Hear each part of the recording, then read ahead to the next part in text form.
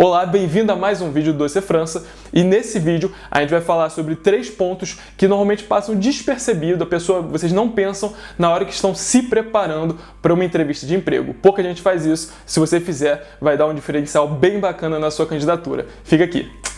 O primeiro ponto que a gente vai falar aqui agora é sobre guardar um olho no relógio. De uma maneira educada, de uma maneira discreta, você precisa controlar o tempo da entrevista.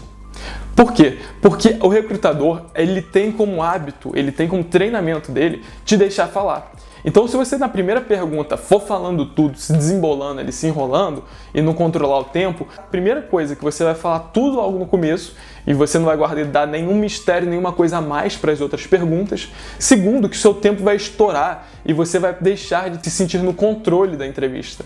Então, sempre preste atenção no tempo, de maneira discreta, sem mostrar que você está apressado para um próximo compromisso, mas principalmente sentindo se está evoluindo bem, se as perguntas estão tendo sequência de acordo com o passar do tempo da entrevista. Eu, por exemplo, já me vi em situação onde em 2015 aqui, quando eu estava fazendo a minha entrevista para o meu primeiro emprego aqui na França, eu depassei o tempo demais, assim. Então, eu estava na metade das perguntas, estava conversando muito com a recrutadora e isso me impediu de fazer a conclusão que eu queria. Eu saí da entrevista com aquele sentimento de frustração de, cara, eu não fui tão bem porque eu queria ter falado outras coisas para me valorizar minha candidatura e não tive a oportunidade.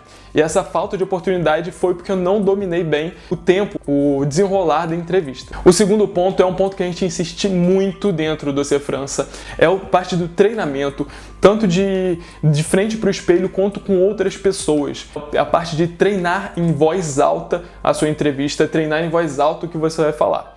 Isso é essencial, porque o fato de você falar em voz alta, você está naturalmente escutando o que você está falando e se perguntando.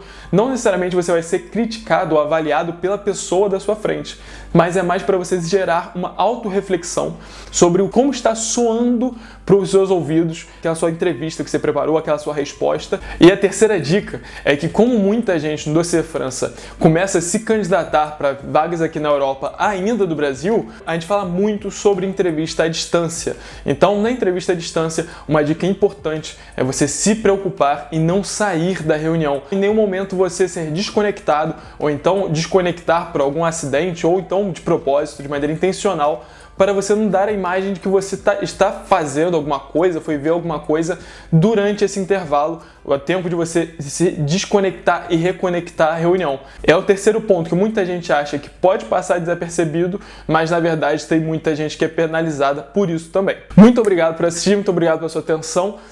Te vejo no próximo vídeo do Doce França e até mais. Tchau, tchau.